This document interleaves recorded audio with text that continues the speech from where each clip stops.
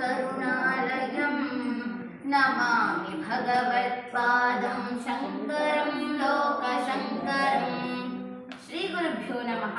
ಎಲ್ಲರಿಗೂ ಶಂಕರ ಜಯಂತಿಯ ಹಾರ್ದಿಕ ಶುಭಾಶಯಗಳು.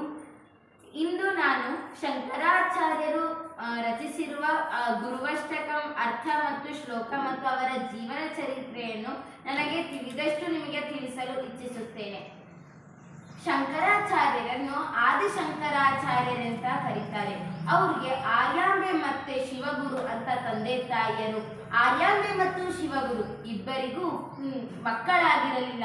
ಆಗ ಅವರು ಏನು ಮಾಡುವುದು ಅಂತ ಯೋಚಿಸ್ತಿರ್ಬೇಕಾದ್ರೆ ಕಾಶಿಯಲ್ಲಿರುವ ವಿಶ್ವನಾಥನ ದರ್ಶನವನ್ನು ಪಡೆದು ನನಗೆ ಒಂದು ಗಂಡು ಮಗುವಾಗಲಿ, ಆಗ ನಿನ್ನ ಹೆಸರನ್ನೇ ಇಡುತ್ತೇನೆ ಅಂತ ಹರಕೆ ಹೊತ್ಕೋತಾರೆ. ಆಗ ಪ್ರತಿದಿನ ಅವರು ವಿಶ್ವನಾಥನಿಗೆ ಕ್ಷೀರಾಭಿಷೇಕ ಮಾಡಿಸಬೇಕು ಅಂತ ಮನಸ್ಸಲ್ಲಿಟ್ಕೊಂಡು ಅವರ ಅಂದರೆ ಶಂಕರಾಚಾರ್ಯರ ತಾಯಿಯಾದಂತಹ ಆರ್ಯಾಂಬೆಯ ಅಕ್ಕಳ ಹತ್ರ ಹೇಳ್ತಾರೆ, ನೀನು ಪ್ರತಿದಿನ ಕಾಶಿಯ ದೇವಸ್ಥಾನದಲ್ಲಿರುವ ವಿಶ್ವನಾಥಕ್ಕೆ ಕ್ಷೀರಾಭಿಷೇಕವನ್ನು ಮಾಡಿಸು ಅಂತ ಹೇಳ್ತಾರೆ. ಅಕ್ಕ ಪ್ರತಿದಿನ ತಪ್ಪಿಸ್ದೇನೆ ಕ್ಷೀರಾಭಿಷೇಕವನ್ನು ಮಾಡಿಸಿದರ ಫಲವಾಗಿ ಶಂಕರಾಚಾರ್ಯರು ಆರ್ಯಾಂಬೆ ಮತ್ತು ಶಿವಗುರುರವರ ಪುತ್ರರಾಗಿ ಜನಿಸ್ತಾರೆ. ಅವರು ವಿಭವನಾಮ ಸಂವತ್ಸರದ ವೈಶಾಖ ಮಾಸದ ಶುದ್ಧ ಪಂಚಮಿಯ ದಿನದಂದು ಹುಟ್ಟುತ್ತಾರೆ. ದಿನಾಂಕದ ಪ್ರಕಾರ ಹೇಳಬೇಕಾದರೆ ಏಪ್ರಿಲ್ 25ರಂದು ಈ ಭೂಮಿಗೆ ಜನಿಸುತ್ತಾರೆ. ಎಲ್ಲರ ಪ್ರಕಾರ ಶಂಕರಾಚಾರ್ಯರು ಸಾಕ್ಷಾತ್ ಶಿವನ ಸ್ವರೂಪವೇ ಹೌದು ಅಂತ ಹೇಳ್ತಾರೆ. ಶಂಕರಾಚಾರ್ಯರು ತುಂಬಾ ಬುದ್ಧಿವಂತರು, ಮೇಧಾವಿಗಳು ಆಗಿದ್ದರು. ಹೇಗೆ ಅಂತ ಹೇಳಿದ್ರೆ ಶ್ಲೋಕ ಹೇಳುತ್ತೆ, ಅಷ್ಟವರ್ಷೇ ಚತುರ್ವೇದಿ ಅಂತ ಹೇಳಿದ್ರೆ 8ನೇ ವರ್ಷಕ್ಕೆ 4 ವೇದಗಳನ್ನು ಅಂದರೆ ಋಗ್ವೇದ, ಯಜುರ್ವೇದ, ಸಾಮವೇದ, ಅಥರ್ವವೇದ ಈ 4 ವೇದಗಳನ್ನು ತಮ್ಮ ಮಸ್ತಕದಲ್ಲಿ ಸ್ಥಿರವಾಗಿ ಉಳಿಸಿಕೊಂಡಿರ್ತಾರೆ. ದ್ವಾದಶೇ ಸರ್ವಶಾಸ್ತ್ರವಿತ್ ಅಂದರೆ 12ನೇ ವರ್ಷದಲ್ಲಿ ಇರುವಂತ ಎಲ್ಲಾ ಶಾಸ್ತ್ರಗಳನ್ನು ಅಧ್ಯಯನ ಮಾಡಿರ್ತಾರೆ. ಷೋಡಶೆ ಭಾಷೆಕಾರಂಚ ಅಂದರೆ 16ನೇ ವಯಸ್ಸಲ್ಲಿ ಭಾಷ್ಯವನ್ನು ಬರೆಯುವಂತವರಾಗಿ ಪರಿವರ್ತನೆ ಮಾಡ್ತಾರೆ. ನಂತರ 32ನೇ ವರ್ಷದಲ್ಲಿ ಇಹಲೋಕವನ್ನು ತ್ಯಜಿಸ್ತಾರೆ ಅಂತ ಸಂಸ್ಕೃತದಲ್ಲಿ ಶ್ಲೋಕ ಹೇಳುತ್ತೆ. ಹಾಗೆಯೇ ಶಂಕರಾಚಾರ್ಯರಿಗೆ 8ನೇ ವರ್ಷಕ್ಕೆ ಬಂದಾಗ ಆರ್ಯಾಂಬೆ ಮತ್ತು ಶಿವಗುರು ತೀರ್ಮಾನಿಸಿ ಆ ಉಪನಯನ ಸಂಸ್ಕಾರವನ್ನು ನಡೆಸ್ತಾರೆ. ನಂತರ ಶಂಕರಾಚಾರ್ಯರಿಗೆ ಲೌಕಿಕ ಎಲ್ಲ ವಸ್ತುಗಳು ಬೇಡವಾಗಿ ತಾನು ಸನ್ಯಾಸಕ್ಕೆ ಮರಳಬೇಕೆಂದು ಯೋಚಿಸ್ತಾರೆ. ಆದರೆ ಒಂದು ಲೋಪದೋಷವಿತ್ತು. ಏನಪ್ಪಾ ಅಂತ ಹೇಳಿದ್ರೆ ತನ್ನ ತಾಯಿಯಾದಂತಹ ಆರ್ಯಾಂಬೆ ಸನ್ಯಾಸಿ ಆಗಲು ಒಪ್ಪಿಗೆ ಕೊಡ್ತಾ ಇರಲಿಲ್ಲ. ಯಾಕಪ್ಪ ಅಂತ ಹೇಳಿದ್ರೆ ಇರೋದು ಒಬ್ಬನೇ ಮಗ, ಅವನನ್ನು ಹರಕೆ ಮಾಡಿ ದೇವರ ಕೃಪೆಯಿಂದ ಜನಿಸಿದ್ದಾನೆ, ಅವನನ್ನು ನಾನು ಸನ್ಯಾಸಕ್ಕೆ ಬಿಟ್ಟರೆ ನನಗೆ ಯಾರು ಗತಿ ಅಂತ ಯೋಚಿಸಿ ಸನ್ಯಾಸಕ್ಕೆ ಮರಳಲು ಒಪ್ಪಿಗೆಯನ್ನು ನೀಡಲಿಲ್ಲ. ಆಗ ಶಂಕರಾಚಾರ್ಯರು ಒಂದು ಉಪಾಯವನ್ನು ಮಾಡ್ತಾರೆ. ಒಂದು ದಿನ ಪ್ರಾತಃ ಕಾಲ ಶಂಕರಾಚಾರ್ಯರು ನದಿಯ ಸ್ನಾನಕ್ಕೆ ಹೋದಾಗ ಅಲ್ಲಿ ಮೊಸಳೆ ಶಂಕರಾಚಾರ್ಯರ ಕಾಲನ್ನು ಹಿಡಿದುಕೊಂಡಿರುತ್ತೆ. ಆಗ ತನ್ನ ಆರ್ಯಾಂಬೆ ಅಲ್ಲೇ ಇರ್ತಾಳೆ. ಆಗ ಅವಳು ಶಂಕರ ಬಾ ಬಾ ಬೇಗ ಬಾ, ಏನೂ ಆಗೋದಿಲ್ಲ ಅಂತ ಕೂಗ್ತಾ ಇರ್ಬೇಕಾದ್ರೆ ಆ ಮೊಸಳೆ ಶಂಕರಾಚಾರ್ಯರ ಕಾಲನ್ನ ಬಿಡೋದೇ ಇಲ್ಲ. ಆಗ ಶಂಕರಾಚಾರ್ಯರು ಕೂಗಿ ಹೇಳ್ತಾರೆ, ಅಮ್ಮ ನೀನು ನನಗೆ ಸನ್ಯಾಸ ದೀಕ್ಷೆ ಪಡೆಯಲು ಅನುಮತಿ ಕೊಟ್ರೆ ಮಾತ್ರ ಈ ಮೊಸಳೆ ನನ್ನ ಕಾಲನ್ನು ಬಿಡುತ್ತೆ ಅಂತ ಹೇಳಿದಾಗ ಆರ್ಯಾಂಬೆ ಯಾವುದೇ ದಾರಿ ತೋಚದೆ ಶಂಕರಾಚಾರ್ಯರಿಗೆ ಸನ್ಯಾಸ ದೀಕ್ಷೆ ಪಡೆಯಲು ಅನುಮತಿ ಕೊಡಬೇಕಾಗುತ್ತೆ. ಆಗ ಅನುಮತಿ ಕೊಟ್ಟ ಅನುಕ್ಷಣ ಶಂಕರಾಚಾರ್ಯರ ಕಾಲನ್ನು ಹಿಡಿದುಕೊಂಡಿದ್ದ ಮೊಸಳೆಯು ಕಾಲನ್ನು ಬಿಟ್ಟು ವಾಪಸ್ಸು ತನ್ನ ಸ್ಥಾನಕ್ಕೆ ಮರಳುತ್ತದೆ. ಆ ಮೊಸಳೆಯು ದೇವನ ಸ್ವರೂಪವಾಗಿರುತ್ತದೆ ಅಂತಲೂ ಒಂದು ಕಡೆ ಹೇಳಲಾಗುತ್ತದೆ. ಹೀಗೆ ಶಂಕರಾಚಾರ್ಯರು ನದಿಯಿಂದ ಹೊರಗೆ ಬರ್ತಾರೆ. ಆಗ ಆರ್ಯಾಂಬೆ ಬಹು ದುಃಖದಿಂದ ಬಹು ಬೇಸರದಿಂದ ಕೇಳ್ತಾಳೆ, ನನಗೆ ಇರೋದು ಒಬ್ಬನೇ ಮಗ, ನೀನು ಸನ್ಯಾಸಕ್ಕೆ ಹೋದರೆ ನನಗೆ ಯಾರು ಗತಿ ಅಂತ ಕೇಳಿದಾಗ ಶಂಕರಾಚಾರ್ಯರು ಹೇಳ್ತಾರೆ, ಅಮ್ಮ ನೀನು ನನಗೆ ಯಾವಾಗ ನೆನೆಸ್ಕೋತೀಯೋ ಆಗಲೇ ನಿನ್ನ ಪಕ್ಕ ಬಂದು ನಾನು ನೆಲೆಸ್ತೀನಿ, ನಿನ್ನ ಕೊನೆಯ ಕಾಲದಲ್ಲೂ ನಾನು ನಿನ್ನ ಹತ್ತಿರ ಇರುತ್ತೇನೆ ಅಂತ ಹೇಳಿ ಅವರು ಸನ್ಯಾಸ ದೀಕ್ಷೆಯನ್ನು ಪಡೆದುಕೊಳ್ತಾರೆ.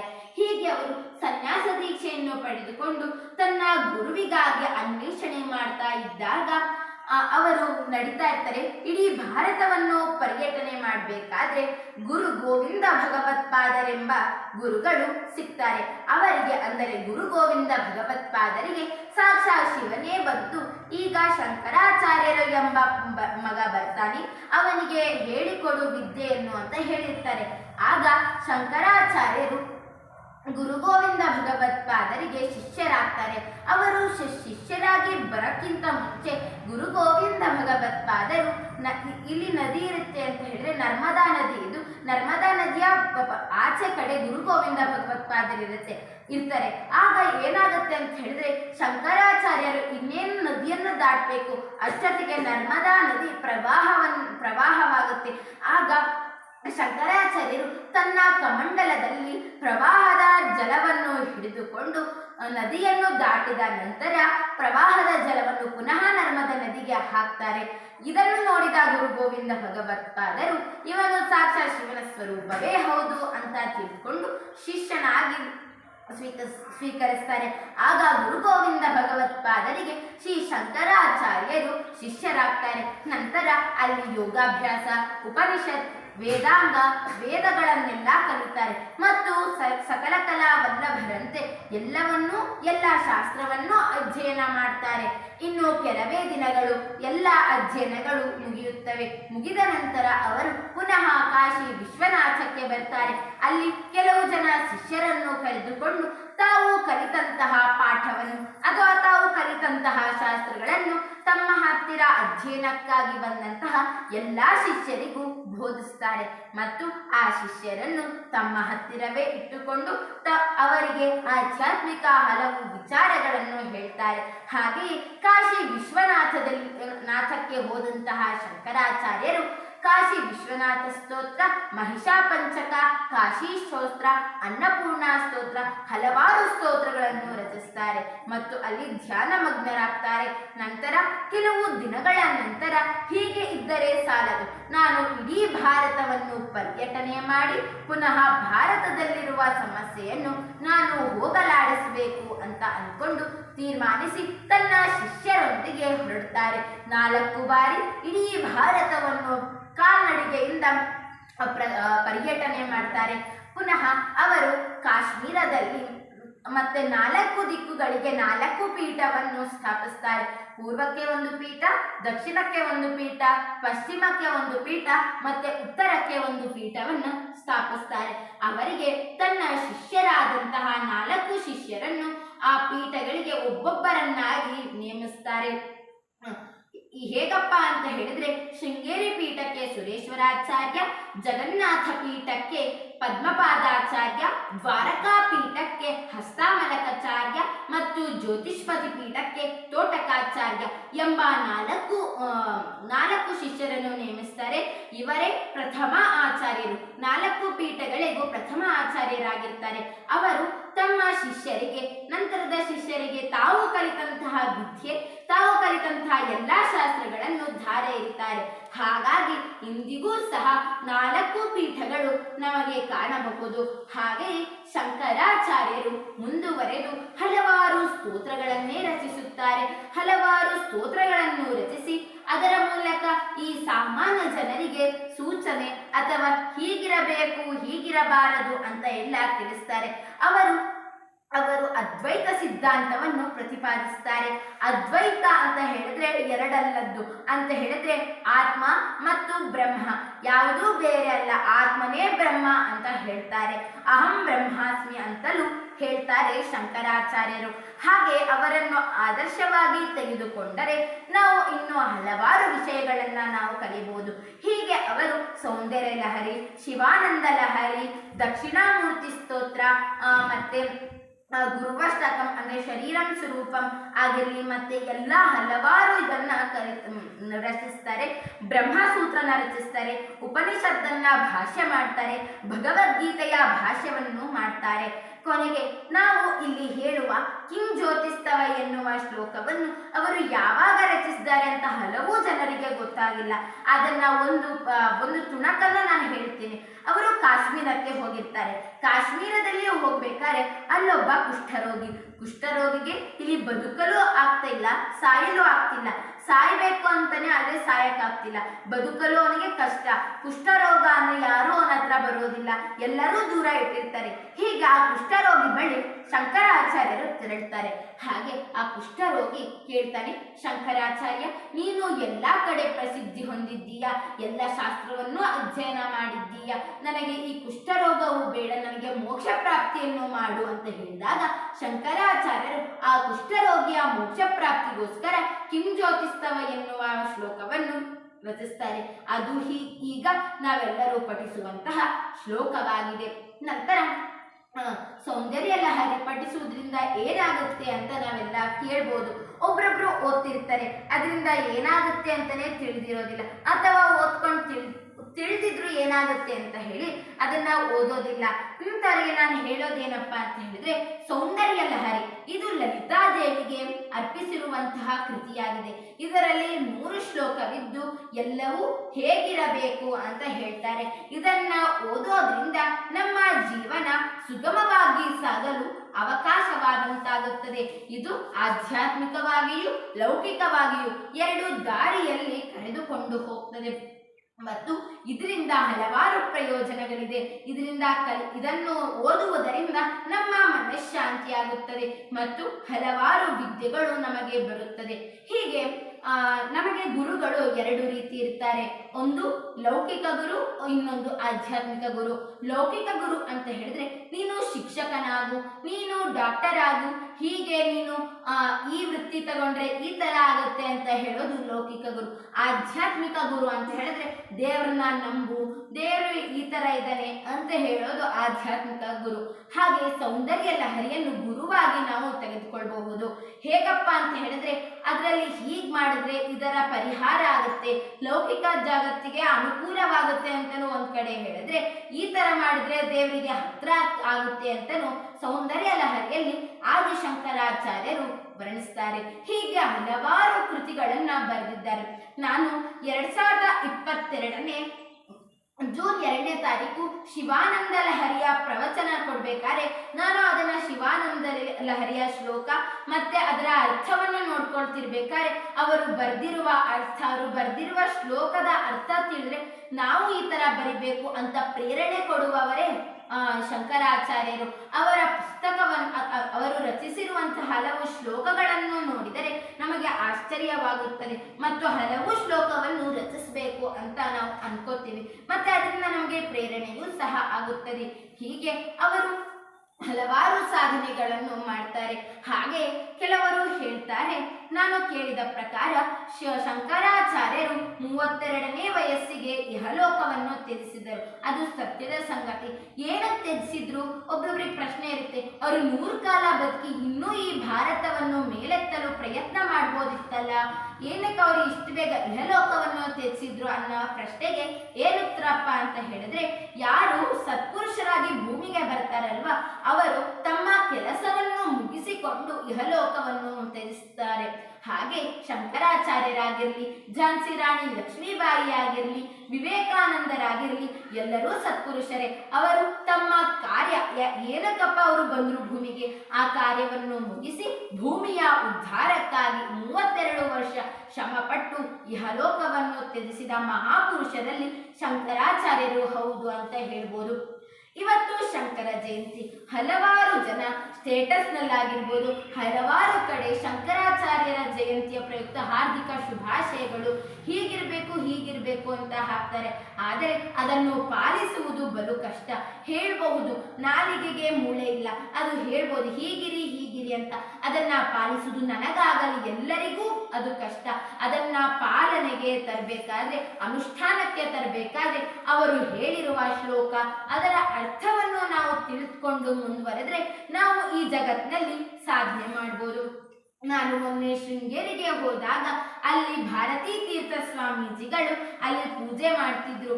ಆಗ ನನಗೆ ಅನ್ನಿಸ್ತು, ಶಂಕರಾಚಾರ್ಯರು ಎಷ್ಟು ಇಲ್ಲಿ ತನಕ ಅನಿಸಿತ್ತು, ಆದರೆ ನಾನು ಅಲ್ಲಿ ಹೋಗಿ ಗುರುಗಳೇ ಪೂಜೆ ಮಾಡುವುದನ್ನು ನೋಡಿದ್ರೆ ಅನ್ನಿಸ್ತು, ಅಷ್ಟು ದೊಡ್ಡ ಸ್ಥಾನದಲ್ಲಿದ್ದಾರೆ ಗುರುಗಳು. ಆದರೆ ಅವರು ಯಾವುದೇ ಗರ್ವವಿಲ್ಲದೆ, ಯಾವುದೇ ಅಹಂಕಾರವಿಲ್ಲದೆ ಪೂಜೆ ಮಾಡ್ತಾ ಇದ್ದಾರಲ್ಲ, ಹೇಗೆ ಅದು ಸಾಧ್ಯ ಅಂತ ಅನ್ಕೊಳ್ತಾ ಇಡೀ ರಾತ್ರಿ ನಾನು ಯೋಚಿಸಿದೆ. ಏನಂತ ಅವ್ರಿಗೆ ಅಷ್ಟು ದೊಡ್ಡ ಸ್ಥಾನದಲ್ಲಿ ಎಲ್ಲರೂ ಬರ್ತಾರೆ. ಯಾವುದೇ ರಾಜಕೀಯ ವ್ಯಕ್ತಿಗಳಾಗಿರ್ಲಿ, ಯಾವುದೇ ಸಾಮಾನ್ಯ ವ್ಯಕ್ತಿಗಳಾಗಿರ್ಲಿ ಬಂದು ಕೂತ್ಕೋತಾರೆ, ಅವ್ರನ್ನ ಆಶೀರ್ವಾದ ತಗೋತಾರೆ. ಅಷ್ಟಾದ್ರೂ ಅವರಿಗೆ ಅಹಂಕಾರವಿಲ್ಲ. ಏನಕ್ಕೆ ಅಂತ ಯೋಚಿಸ್ಬೇಕಾದ್ರೆ ನನಗೆ ಹೊಳೆದಿದ್ದು ಒಂದೇ ಉತ್ತರ, ಯಾವುದೇ ಸತ್ಪುರುಷರಾಗಿರ್ಲಿ ಅಹಂಕಾರವನ್ನು ಪಡೋದಿಲ್ಲ. ಯಾಕಂತ ಹೇಳಿದ್ರೆ ಸಂಸ್ಕೃತದಲ್ಲಿ ಒಂದು ಶ್ಲೋಕವಿದೆ, ಸಂಪೂರ್ಣ ಕುಂಭೋ ನಕರೋತಿ ಶಬ್ದಂ ಅರ್ಧೋಘಟೋ ಘೋಷಮುಪೈತಿ ನಿತ್ಯಂ ಅಂತ ಹೇಳಿದ್ರೆ ಸಂಪೂರ್ಣವಾಗಿ ತುಂಬಿದ ಕೊಡ ಎಂದೂ ತುಳುಕೋದಿಲ್ಲ. ಅದೇ ಅರ್ಧ ತುಂಬಿದ ಕೊಡ ಸಂಪೂರ್ಣವಾಗಿ ತುಳುಕ್ತಾನೆ ಇರುತ್ತೆ. ಹಾಗೆಯೇ ಇನ್ನೂ ಮುಂದುವರ್ತಾ ಹೋದ 2ನೇ ಸಾಲಲ್ಲಿ ಅಂತ ಹೇಳಿದ್ರೆ 3ನೇ ಪಂಕ್ತಿಯಲ್ಲಿ ಹೇಳುತ್ತಾರೆ ಸುಭಾಷಿತಕಾರರು. ಹಾಗೆಯೇ ಇದನ್ನ ಅಂದ್ರೆ ಕೊಡವನ್ನು ನಮ್ಮ ಮಾನವರ ಜೀವನಕ್ಕೆ ಹೋಲಿಕೆ ಮಾಡೋದಾದ್ರೆ, ಯಾರು ಅಲ್ಪಜ್ಞಾನಿಗಳಾಗಿರ್ತಾರೋ ಅವರು ನನಗೆ ಎಲ್ಲಾ ಗೊತ್ತು ಅಂತ ಅಹಂಕಾರ ಪಡ್ತಾರೆ.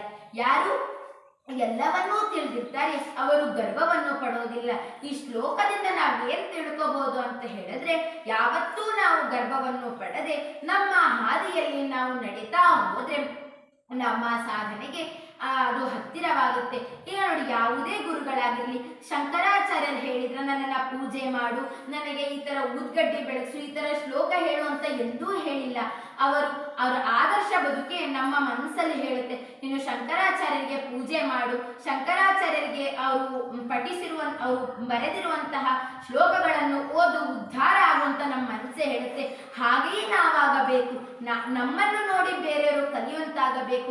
ಶಂಕರಾಚಾರ್ಯರು ಇಹಲೋಕವನ್ನು ತ್ಯಜಿಸಿ ಎಷ್ಟೋ ಶತಮಾನಗಳೇ ಕಳೆಯಿತು, ಎಷ್ಟೋ ವರ್ಷಗಳೇ ಕಳೆಯಿತು, ಆದರೂ ಇಂದು ಪೂಜೆಯನ್ನು ಮಾಡ್ತೇವೆ. ಹಾಗೆಯೇ ನಾವು ಸಹ ಈ ಇಹಲೋಕವನ್ನು ತ್ಯಜಿಸ ಹೋಗ್ಬೇಕಾದ್ರೆ ನಮ್ಮ ಹತ್ತಿರ ಹಣವಾಗಲಿ ಯಾವುದೇ ಸಂಬಂಧಿಕರೂ ಬರುವುದಿಲ್ಲ. ನಮ್ಮ ಹತ್ತಿರ ಬರುವುದು ಒಂದೇ ಒಂದು, ನಾವು ಮಾಡಿದ ಸಾಧನೆ, ನಾವು ಗಳಿಸಿದ ವಿದ್ಯೆ, ನಾವು ಗಳಿಸಿದ ಹೆಸರು. ಹಾಗೆಯೇ ಅದಕ್ಕೆ ಸ್ವಾಮಿ ವಿವೇಕಾನಂದರು ಹೇಳ್ತಾರೆ, ಈ ಭೂಮಿಗೆ ಬಂದ ಮೇಲೆ ಕಲ್ಲು ಮುಳ್ಳಾಗಿರಬಾರದು, ಮತ್ತೆ ಮಣ್ಣಾಗಿರಬಾರದು. ನಾವ್ಯಾವಾಗಲೂ ಈ ಭೂಮಿಯ ಮೇಲೆ ನಮ್ಮ ಗುರುತನ್ನು ಹಚ್ಚಿ ಹೋಗಬೇಕು ಅಂತ. ಆತರನೇ ನಾವು ಮಾಡೋದಾದ್ರೆ ಎಲ್ಲ ಸತ್ಪುರುಷರ ಎಲ್ಲ ಶ್ಲೋಕಗಳನ್ನೆಲ್ಲ ನಾವು ಅಧ್ಯಯನ ಮಾಡಿ ಅದರ ಅರ್ಥವನ್ನು ನಾವು ತಿಳ್ಕೊಂಡು ಅದರ ಹಾದಿಯಲ್ಲಿ ನಡೆಯಬೇಕಾದ್ರೆ ತುಂಬಾ ಕಷ್ಟ. ಓದ್ಬೋದು, ಅರ್ಥ ತಿಳ್ಕೊಳ್ಬೋದು, ಆದರೆ ನಾವು ಅದನ್ನು ಅನುಸರಿಸುವುದು ಕಷ್ಟ. ನಾವು ನೋಡ್ತೇವೆ ವಿಜಯವಾಣಿಯಲ್ಲಿ ಪ್ರತಿದಿನ ಮುಂಜಾನೆ ಮಾತು ಅಂತ ಬರುತ್ತೆ, ಅದರಲ್ಲಿ ಅರ್ಥಪೂರ್ಣವಾದಂತಹ ಸುಸಂದೇಶವನ್ನು ನೋಡ್ತೇವೆ. ಅದರಲ್ಲಿ ಎಷ್ಟೋ ಜನ ಓದ್ತೇವೆ, ಅದನ್ನ ಅರ್ಥನೂ ಮಾಡ್ಕೋತೇವೆ, ಆದರೆ ಅಳವಡಿಸಿಕೊಳ್ಳುವ ಪ್ರಯತ್ನ ಮಾತ್ರ ಮಾಡೋದಿಲ್ಲ. ಒಂದಿನಕ್ಕೆ 10 ಮಾಡಬೇಕು ಅಂತಲ್ಲ, ಒಂದಿನಕ್ಕೆ ಒಂದು ಅಂಶವನ್ನು ನಾವು ಪಾಲಿಸ್ತಾ ಹೋದ್ರೆ 50 ದಿನಗಳಲ್ಲಿ 50 ಅಂಶಗಳನ್ನ ನಾವು ಪಾಲಿಸ್ದಂಗಾಗುತ್ತೆ. ಉದಾಹರಣೆಗೆ ಇವತ್ತು ನಾನು ಸುಳ್ಳನ್ನು ಹೇಳಬಾರದು ಅಂತ ಓದ್ತೀನಿ, ಅದನ್ನ ನಾನು ಇವತ್ತು ಸುಳ್ಳನ್ನು ಹೇಳಬಾರದು ಅಂತ ನಾವು ಪ್ರತಿಜ್ಞೆ ಮಾಡಿ ಸುಳ್ಳನ್ನು ಹೇಳೋದನ್ನು ನಿಷೇಧಿಸಿದ್ರೆ ಒಂದು ಅಂಶ ನಮಗೆ ಕೆಟ್ಟ ಅಂಶ ಹೋಯಿತು. ಯಾವಾಗ ಕೆಟ್ಟ ಅಂಶ ಹೋಗುತ್ತೋ ಆಗ ನಾವು ದೇವರ ಹತ್ತಿರ ಆಗಬಹುದು ಅಂತ ಶಂಕರಾಚಾರ್ಯರು ತಿಳಿಸ್ತಾರೆ. ಹಾಗೆ ಆಧ್ಯಾತ್ಮಿಕ ರೂಪದಲ್ಲಿ ಯಾರು ಹೋಗ್ತಾರಲ್ಲ ಅವರಷ್ಟು ಕಷ್ಟ ಯಾರಿಗೂ ಬರೋದಿಲ್ಲ. ಅವರಿಗೆ ಒಮ್ಮೊಮ್ಮೆ ಮನಸ್ಸಿಗೆ ಅನ್ಸುತ್ತೆ ನಾನು ಹೋಗಿ ಸಾಯ್ಬೇಕು, ಯಾರೇ ಬೇಡ ಅಂತ. ಅದೇನಕ್ಕೆ ಅನ್ಸುತ್ತೆ ಅಂತ ಹೇಳಿದ್ರೆ ಹಿಂದಿನ ಜನ್ಮದ ಕರ್ಮ ಅದು ಮುಕ್ತಾಯವಾಗಬೇಕು, ನಂತರವೇ ದೇವರ ಪಾದಕ್ಕೆ ಹೋಗೋದು ಅಥವಾ ಆಧ್ಯಾತ್ಮಿಕಕ್ಕೆ ಹೋಗೋದು. ಆ ಕರ್ಮವನ್ನು ಕಳೆಯಲು ಆ ಭಗವಂತನೇ ನಮ್ಮಲ್ಲಿ ಬಂದು ತಪ್ಪನ್ನು ಮಾಡಿಸಿ ಅದರಿಂದ ಅಳುವ ರೀತಿಯಾಗಲಿ ಬೇಸರ ಮಾಡಿಕೊಳ್ಳುವುದಾಗಲಿ ಎಲ್ಲವನ್ನೂ ಮಾಡಿಸ್ತಾನೆ. ಒಮ್ಮೊಮ್ಮೆ ನಾವು ಮಾಡದೇ ಇದ್ದ ತಪ್ಪಿಗೂ ನಮ್ಮ ತಲೆಯ ಮೇಲೆ ಹೊಣೆ ಬರುತ್ತದೆ. ನಾವು ಅದಕ್ಕೆ ಹಲವಾರು ಬಾರಿ ಕಷ್ಟಪಡಬೇಕಾಗುತ್ತದೆ, ಹಲವಾರು ಬಾರಿ ಬೇಜಾರು ಮಾಡ್ಕೊಳ್ಬೇಕಾಗುತ್ತೆ, ಹಲವಾರು ಬಾರಿ ಅಳಲು ಬೇಕಾಗುತ್ತದೆ. ಇವೆಲ್ಲವೂ ಆಧ್ಯಾತ್ಮಿಕತೆಗೆ ಸಾಗುವ ಸುಲಭ ದಾರಿ ಅಂತ ಶಂಕರಾಚಾರ್ಯರು ಹೇಳ್ತಾರೆ. ಹಾಗೆ ಗುರುವಷ್ಟಕಂ ಎಂಬ ಅಷ್ಟಕವನ್ನು ಶಂಕರಾಚಾರ್ಯರು ಸುಂದರವಾಗಿ ರಚಿಸಿದ್ದಾರೆ. ಇದು ಗುರುಗಳಿಗಾಗಿ ಇರುವಂತಹ ಅಷ್ಟಕ ಅಂತ. ಇದರಲ್ಲಿ ಏನು ಹೇಳ್ತಾರೆ ಅಂತ ಹೇಳಿದ್ರೆ ಆಮೇಲೆ ಒಂದೊಂದು ಶ್ಲೋಕದ ಅರ್ಥ ಹೇಳ್ತೇನೆ. ಪೂರ್ಣ ಶ್ಲೋಕದ ತಾತ್ಪರ್ಯ ಏನಂತ ಹೇಳಿದ್ರೆ, ನಮಗೆ ಎಲ್ಲ ಈ ಜಗತ್ತಿನಲ್ಲಿ ಎಲ್ಲ ನನಗಿದೆ, ಏನೂ ನನಗೆ ಕೊರತೆ ಅವಶ್ಯಕತೆ ಇಲ್ಲ, ಆದರೆ ಗುರುಕಮಲದಲ್ಲಿ ನನ್ನ ಮನಸ್ಸಿಲ್ಲ ಅಂದರೆ ಏನು ಪ್ರಯೋಜನ ಅಂತ ನಮಗೆ ಸರಳ ಭಾಷೆಯಲ್ಲಿ ತಿಳಿಸುವ ಮೂಲಕ ನಮಗೆ ಸಂದೇಶವನ್ನು ಕೊಡ್ತಾ ಇದ್ದಾರೆ ಶಂಕರಾಚಾರ್ಯರು.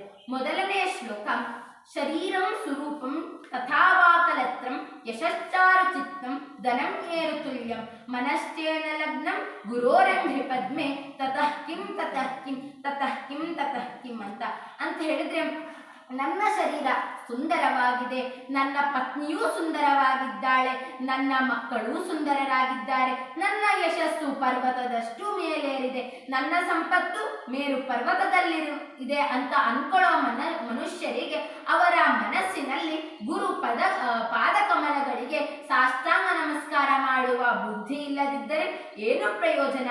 ಅವರು ಅಷ್ಟು ಪಡೆದದ್ದಾದರೂ ಏನಕ್ಕೆ, ಅದು ಪ್ರಯೋಜನಕ್ಕೆ ಬರಲ್ಲ ಅಂತ ಹೇಳ್ತಾರೆ.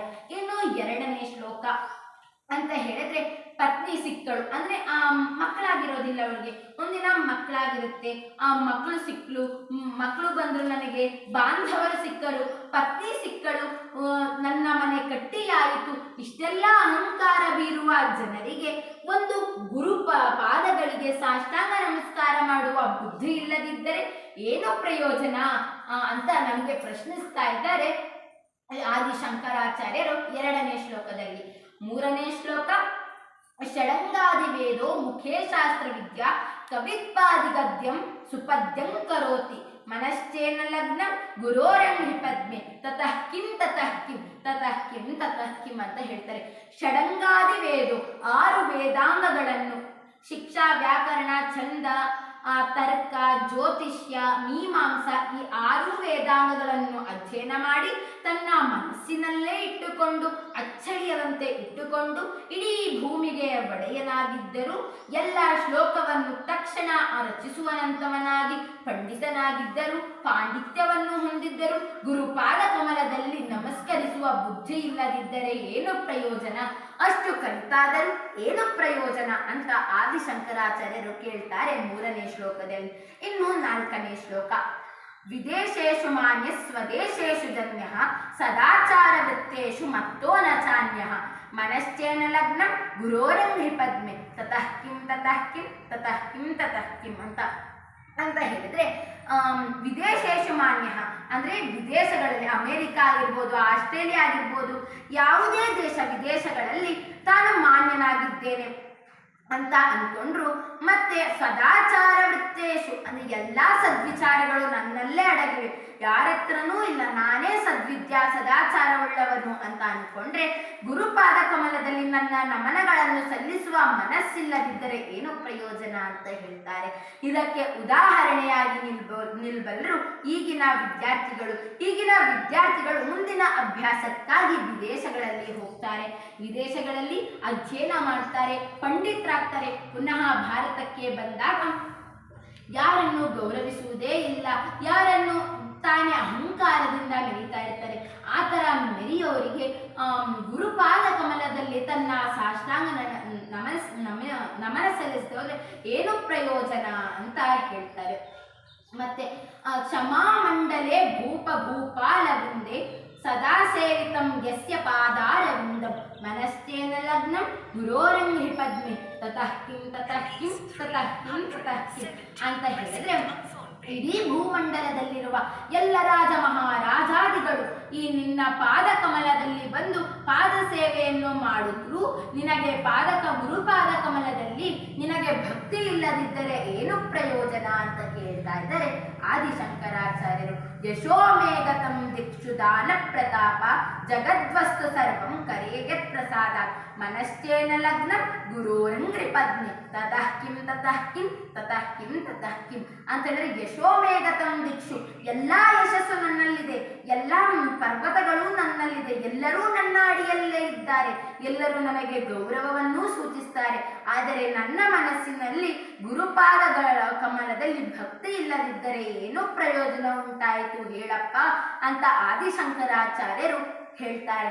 ನಂತರ 7ನೇ ಶ್ಲೋಕ: ನ ಭೋಗೇನ ಯೋಗೆ ನ ವಾದಿರಾಜೋ ನ ಕಾಂತ ಸುಖೇನೈವ ವಿತ್ತೇಷು ಚಿತ್ತಂ ಮನಶ್ಚೇನ ಲಗ್ನಂ ಗುರೋರಂಘ್ರಿ ಪದ್ಮೆ ತತಃ ಕಿಂ ತತಃ ಕಿಂ ತತಃ ಕಿಂ ತತಃ ಕಿಂ ಅಂತ ಹೇಳಿದ್ರೆ, ಕೆಲವರು ಇಡೀ ಲೌಕಿಕ ಜಗತ್ತೇ ಸಾಕು ಅಂತಾರೆ, ನನಗೆ ಯಾವುದೇ ಭೋಗ ಬೇಡ, ಯಾವುದೇ ಲೌಕಿಕ ವಸ್ತು ಬೇಡ, ಪತ್ನಿ ಬೇಡ, ಮಕ್ಕಳೂ ಬೇಡ, ನಾನು ಅರಣ್ಯಕ್ಕೆ ಹೋಗ್ತೀನಿ ಅನ್ನೋರಿಗೆ ಆ ಅರಣ್ಯದಲ್ಲಿ ಗುರುಪಾದ ಕಮಲಗಳಿಗೆ ಭಕ್ತಿಯನ್ನು ಸಲ್ಲಿಸದಿದ್ದರೆ ಏನು ಪ್ರಯೋಜನ ಉಂಟಾಯಿತು ಅಂತ ಅದ್ಭುತವಾಗಿ ಕೇಳ್ತಾರೆ ಶಂಕರಾಚಾರ್ಯರು. ಕೊನೆಯ ಶ್ಲೋಕ, ಅರಣ್ಯೇನ ವಾಸಸ್ಯ ಗೇಹೇನ ಕಾರ್ಯ ನ ದೇಹೇ ಮನೋವರ್ತತೆ ಮೇತ್ವನರ್ಘ್ಯ ಮನಶ್ಚೇನ ಲಗ್ನಂ ಗುರೋರಂಗ್ರಿಪದ್ಮ್ಯ ತತಃ ಕಿಂ ತತಃ ಕಿಂ ತತಃ ಕಿಂ ತತಃ ಕಿಂ ಅಂತ ಹೇಳಿದ್ರೆ, ಅರಣ್ಯದಲ್ಲಿ ನನಗೆ ಇರಲು ಇಷ್ಟವಿಲ್ಲ, ಮನೆಯಲ್ಲೂ ಇಷ್ಟವಿಲ್ಲ, ದೇಹದಲ್ಲಿ ನನಗೆ ಸ್ವಲ್ಪವೂ ಮನಸ್ಸಿಲ್ಲ, ಅರ್ಘ್ಯಗಳನ್ನು ಕೊಡುವುದರಲ್ಲಿ ನನಗೆ ಮನಸ್ಸಿಲ್ಲ.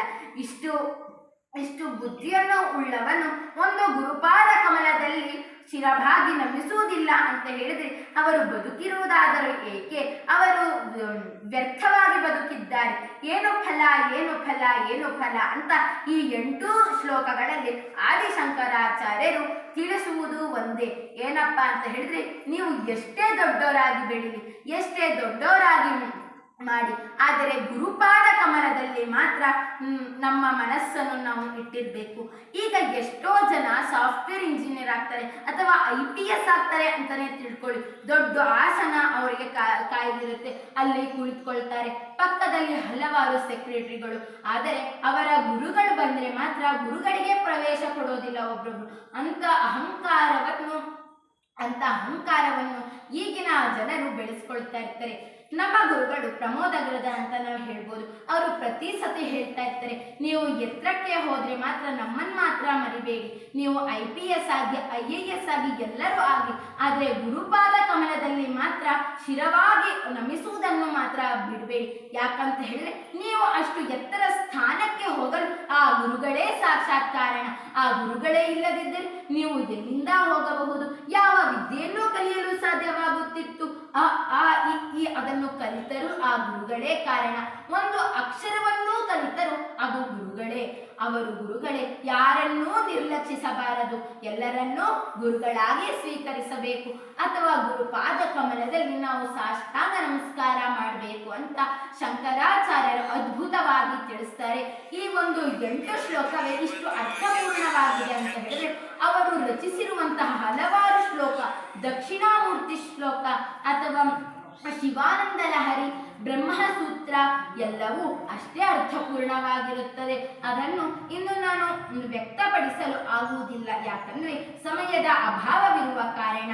ನೀವು ನಿಮ್ಮ ಮನೆಯಲ್ಲಿ ಆದಷ್ಟು ಅದನ್ನು ಓದಬೇಕು, ಅದರಲ್ಲಿರುವ ಅಂಶಗಳನ್ನು ಅಳವಡಿಸಬೇಕು. ಈಗ ನಾವು ಎಷ್ಟೋ ಜನನ್ನ ನೋಡ್ತೇವೆ, ಮನೆಯಲ್ಲಿ ರಜಾ ಇದೆ, ಅಲ್ಲಿ ಆರಾಮಾಗಿರ್ಬೋದು, ಎಂಜಾಯ್ ಮಾಡ್ಬೋದು ಅಂತ ನಾವು ಟೈಮ್ ವೇಸ್ಟ್ ಮಾಡ್ತಿರ್ತೀವಿ. ಆ ಟೈಮ್ ವೇಸ್ಟ್ ಮಾಡೋದ್ ಬದಲು ಒಂದು ಶ್ಲೋಕವನ್ನಾಗಲಿ ಅದರ ಅರ್ಥವನ್ನಾಗಲಿ ನಾವು ತಿಳಿದುಕೊಂಡರೆ ಅದರಿಂದ ತುಂಬ ಪ್ರಯೋಜನ ಆಗುತ್ತೆ. ನಾನು 9ನೇ ಕ್ಲಾಸಲ್ಲಿದ್ದಾಗ DP ಅಗ್ರಜ ಎನ್ನುವವರು ನನಗೆ ಸ್ವಾಮಿ ವಿವೇಕಾನಂದರ ಜೀವನ ಚರಿತ್ರೆ ಅಂತ ಒಂದು ಪುಸ್ತಕ ಕೊಟ್ಟಿದ್ರು. ಅದನ್ನು ನಾನು ರಜೆಯ ಸಮಯದಲ್ಲಿ ವಾಪಸ್ ಕೊಡಲು ಹೋದಾಗ ಅವರು ಒಂದು ಮಾತು ಹೇಳಿದ್ರು, ನೀನು ರಜಾ ಸಮಯನ ವ್ಯರ್ಥ ಮಾಡಬೇಡ, ನೀನು ಹೋಗಿ ಆ ಪುಸ್ತಕನ ಓದು ಅಂತ ಹೇಳಿದ್ರು. ನನಗೆ ಆಗ ನಂಬಿಕೆ ಬರಲಿಲ್ಲ. ರಜದಲ್ಲೂ ನಾನು ಓದಬೇಕಾ, ಎಷ್ಟಂತ ಓದಬೇಕು, ಇಡೀ ವರ್ಷ ಓದಿರ್ತೀನಿ, ಈ 45 ದಿನನೂ ಓದಬೇಕಾ ಅಂತ ಹೇಳಿ ನನ್ನ ಮನಸ್ಸಲ್ಲಿ ಬಂತು. ಆದ್ರೂ ನಾನು ಮುಗಿಸ್ದೆ. ಆ ಓದಿದ್ರಿಂದ ನಾನು ಒಂದು 50 ನಿಮಿಷದ ಭಾಷಣವನ್ನು ಮಾಡೋಕ್ಕಾಯ್ತು. ಮತ್ತೆ ಅವರ ಜೀವನದಲ್ಲಿ ಬರುವಂತಹ ಹಲವಾರು ಘಟನೆಗಳನ್ನು ನಾವು ತಿಳ್ಕೊಂಡಂಗಾಯ್ತು. ಮತ್ತೆ ಅದನ್ನು ಅಳವಡಿಸಿಕೊಳ್ಳುವ ಪ್ರಯತ್ನವನ್ನೂ ಸಹ ನಾನು ಮಾಡುತ್ತಿದ್ದೇನೆ. ಒಂದು ವರ್ಷದಲ್ಲಾಗಲಿ ಒಂದು ತಿಂಗಳಲ್ಲಾಗಲಿ ಅದನ್ನು ಅಳವಡಿಸಿಕೊಳ್ಳುವ ಪ್ರಯತ್ನ ನಮ್ಮಿಂದಾಗದು. ಅದಕ್ಕೆ ಸಾವಿರಾರು ವರ್ಷ, ಹಲವಾರು ವರ್ಷಗಳೇ ಪ್ರಯತ್ನ ಮಾಡಬೇಕು. ಈಗ ನಮ್ಮ ಪ್ರಯತ್ನಕ್ಕೆ ತಕ್ಕ ಪ್ರತಿಫಲ ಸಿಗುತ್ತದೆ ಅಂತ ಹೇಳ್ತಾರೆ. ಈಗ ನೋಡಿ, ಕ್ರಿಕೆಟ್ ಆಟಗಾರ 2 ದಿನ ಪ್ರಾಕ್ಟೀಸ್ ಮಾಡ್ತಾರೆ, 3ನೇ ದಿನ ಕ್ರಿಕೆಟ್ ಮ್ಯಾಚ್ ಇರುತ್ತೆ. ಅಥವಾ ಅದು ಬೇಡ, 1 ವರ್ಷದಿಂದ ಪ್ರಾಕ್ಟೀಸ್ ಮಾಡ್ತಿರ್ತಾರೆ. ಕೊನೆಗೆ IPL ಮ್ಯಾಚ್ ಬಂತು ಅಂತ ಅನ್ಕೊಳ್ಳಿ, ಅಲ್ಲಿ ಆ ತಂಡ ಸೋತು ಹೋಗುತ್ತೆ. ಆಗ ಅವರು ನಾನಿನ್ನು ಕ್ರಿಕೆಟ್ಗೆ ಬರೋದಿಲ್ಲ ಅಂತ ಹೇಳಿದ್ರೆ ಸಾಧನೆ ಮಾಡೋಕ್ಕಾಗುತ್ತಾ? ಇಲ್ಲ. ಅದೇ ಪ್ರಯತ್ನವನ್ನು ನಾವು ಮುಂದುವರಿಸ್ಕೊಂಡು ಹೋದರೆ ನಾವು ಅದರಲ್ಲಿ ಯಶಸ್ಸನ್ನು ಕಾಣಲೇಬಹುದು. ಆದ ಕಾರಣ ನಾವು ಎಲ್ಲವನ್ನೂ ಪ್ರಯತ್ನದಿಂದಲೇ ಗೆಲ್ಲಬೇಕೇ ಹೊರತು ಎಲ್ಲ ದೇವರ ಇಚ್ಛೆ ಅಂತ ನಡೆಯೋಕ್ಕಾಗಲ್ಲ. ಸಂಸ್ಕೃತದಲ್ಲಿ ಒಂದು ಶ್ಲೋಕ ಇದೆ, ಆ ಶ್ಲೋಕ ಹೇಳಲ್ಲ, ಆ ಶ್ಲೋಕದ ಅರ್ಥ ಹೇಳ್ತೀನಿ. ನಾವೇನಾದ್ರು ಸಿದ್ಧಿ ಮಾಡ್ಕೋಬೇಕಾದ್ರೆ ಅಲ್ಲಿ 2 ಅಂಶಗಳು ನಮಗೆ ಸಹಾಯ ಮಾಡಬೇಕು. ಒಂದು ದೈವ, ಇನ್ನೊಂದು ನಮ್ಮ ಪ್ರಯತ್ನ. ಈಗ ಪ್ರಯತ್ನವೇ ಮಾಡದೆ ದೈವ ಒಲಿಯುತ್ತಾ ಇಲ್ಲ. ಈಗ ನಾವು ಪರೀಕ್ಷೆ ಬರೆದಿರ್ತೀವಿ, ಹೆಂಗೋ ಬರ್ದಿರ್ತೀವಿ, ಪಾಸ್ ಆಗೋದು ಡೌಟ್ ಇರುತ್ತೆ. ನಾವು ನಮ್ಮ ಮನಸ್ಸಿಗೆ ಗೊತ್ತಿರುತ್ತೆ ಅದು. ನಾವು ಹೋಗಿ ದೇವರೇ ನನ್ನನ್ನು ಪಾಸ್ ಮಾಡು, ಪ್ಲೀಸ್ ಪಾಸ್ ಮಾಡು ಅಂದ್ರೆ ಅವ್ನು ಹೇಗೆ ಆ ದೇವರೇ ಬಂದು ಎಕ್ಸಾಮ್ ಬರೆಯೋಕ್ಕಾಗುತ್ತಾ? ಇಲ್ಲ. ಆ ಪ್ರಯತ್ನ 99% ಇದ್ರೆ 1% ದೈವ ಇಚ್ಛೆ ಅಂದ್ರೆ ದೈವದ ಅನುಗ್ರಹದಿಂದ ನಮಗೆ ಆ 1% ಬರುತ್ತೆ. ಅದಕ್ಕೆ ನಾವು ದೇವರ ಅನುಗ್ರಹವು ಪಡೆದುಕೊಂಡು ನಮ್ಮ ಕೈಲಾದಷ್ಟು ಪ್ರಯತ್ನವನ್ನು ಮಾಡಲು ತೊಡಗಬೇಕು. ಆಗ ಮಾತ್ರ ಯಶಸ್ಸನ್ನು ಪಡೆಯಲು ಸಾಧ್ಯ. ಯಾರೇ ಮಹಾನ್ ವ್ಯಕ್ತಿಗಳು ಹುಟ್ಟಿದಾಗಲೇ ಶ್ರೇಷ್ಠ ವ್ಯಕ್ತಿಗಳಾಗಿಲ್ಲ, ಅಥವಾ ಯಾರೇ ಸಾಮಾನ್ಯ ವ್ಯಕ್ತಿಗಳಾಗಿ ಹುಟ್ಟಿದಾಗಲೇ ನಡೆಯಲು ಕಲಿಯಲಿಲ್ಲ. ಪ್ರಯತ್ನ ಮಾಡಿ ಮಾಡಿ ಮಾಡಿ ನಾವು ಗೆದ್ದೆವು. ಈ ಗೆಲ್ಲುವ ಪರಿಸ್ಥಿತಿಯಲ್ಲೂ ಇದ್ದೇವೆ. ಒಮ್ಮೆ 1ನೇ ಮೆಟ್ಟಲಿಂದ 5ನೇ ಮೆಟ್ಟಲಿಗೆ ಹಾರಲು ಆಗೋದಿಲ್ಲ. 1ನೇ ಮೆಟ್ಟಿಲು, 2ನೇ ಮೆಟ್ಟಿಲು, 3ನೇ ಮೆಟ್ಟಿಲು, 4ನೇ ಮೆಟ್ಟಿಲು, ಈ 4 ಮೆಟ್ಟಿಲುಗಳ ಸಹಾಯದಿಂದ ಮಾತ್ರ 5ನೇ ಮೆಟ್ಟಲಿಗೆ ತಲುಪಲು ಸಾಧ್ಯ. ಹಾಗೆಯೇ ಆ 4 ಮೆಟ್ಟಿಲುಗಳೇ ಪ್ರಯತ್ನಗಳು. ಆ ಪ್ರಯತ್ನವನ್ನು ನಮ್ಮ ದೇಹದಲ್ಲಿ ಅಥವಾ ನಮ್ಮ ಮನಸ್ಸಿನಲ್ಲಿ ಅಳವಡಿಸಿಕೊಳ್ಳುತ್ತಾ ಶಂಕರಾಚಾರ್ಯರು ಬರೆದಿರುವಂತಹ ಎಲ್ಲ ಶ್ಲೋಕ, ಅದರ ಅರ್ಥ, ಭಾಷ್ಯವನ್ನು ತಿಳಿದುಕೊಳ್ಳುವ ಪ್ರಯತ್ನವನ್ನು ಮಾಡುತ್ತಾ ಮತ್ತೆ ಶಂಕರಾಚಾರ್ಯರನ್ನು ಆದರ್ಶ ಗುರುಗಳಾಗಿ ಸ್ವೀಕರಿಸುತ್ತಾ ನಾವು ಮುಂದುವರೆದರೆ ಶಂಕರಾಚಾರ್ಯರು ತಿಳಿಸಿರುವಂತಹ ಎಲ್ಲ ಅಂಶಗಳನ್ನು ನಾವು ಪ್ರಯತ್ನದಿಂದ ಗೆದ್ದುಕೊಳ್ಳಬಹುದು. ನಾವು ಸಹ ಇಂದಿನಿಂದಲೇ ಓದುವ ಪ್ರಯತ್ನ ಮಾಡೋಣ ಅಂತ ಹೇಳ್ತಾ ನನ್ನ ಪ್ರವಚನಕ್ಕೆ ಮುಕ್ತಾಯವನ್ನು ನೀಡುತ್ತೇನೆ. ಧನ್ಯವಾದ.